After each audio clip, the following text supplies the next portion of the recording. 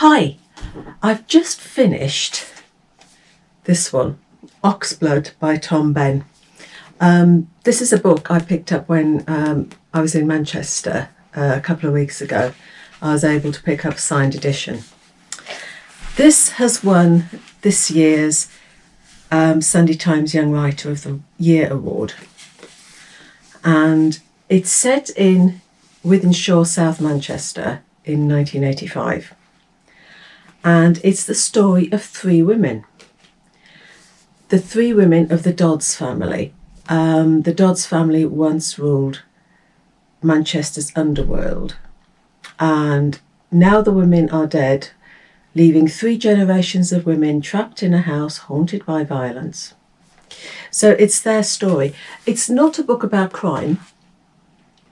And it's a story about these women who are haunted by the violence that was administered by their men and violence that they suffered.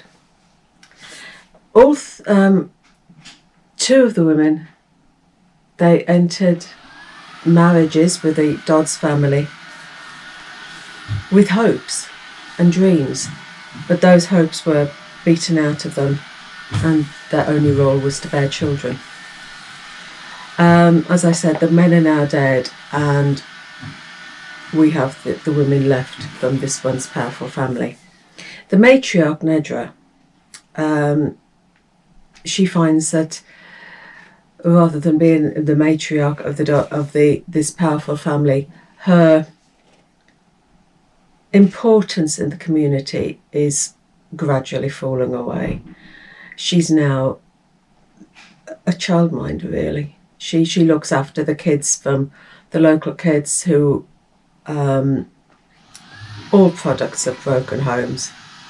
It's that sort of area. And she's got memories. And she just finds herself surrounded by these children. She's living with her daughter Carol and her granddaughter Jan. Jan, 15, 16, she's already had a child that she doesn't acknowledge.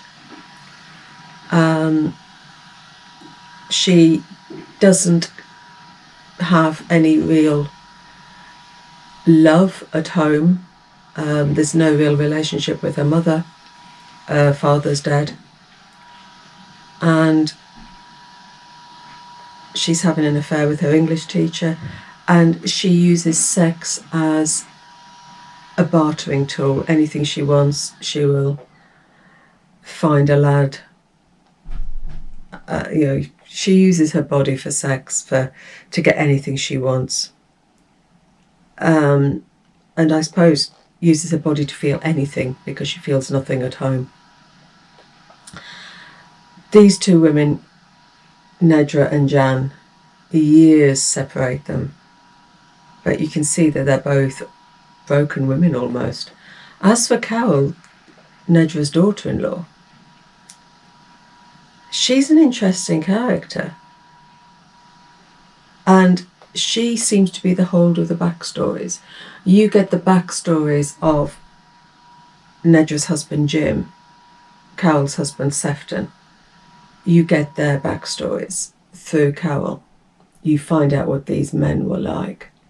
And you find out through Carol's backstories the lives that these women lived. And then there's Vern. And he was Carol's lover. And he visits her every night for sex. He's like a sex-hungry ghost.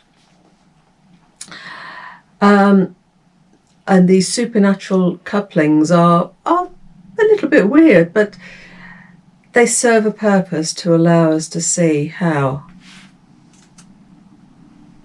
it was for her to be married into the Dodds family and how it affected her. And I suppose it's an exploration of her grief using this tool to have an exploration of her grief. There's no real plot in here. There are revelations.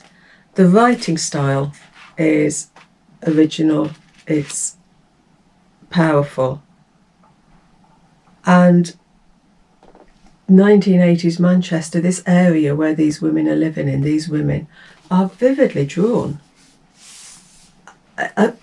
A super read.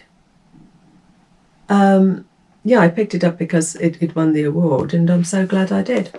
So, Oxblood by Tom Benn, 1980s Manchester, and 3 very different women. So, happy reading, take care.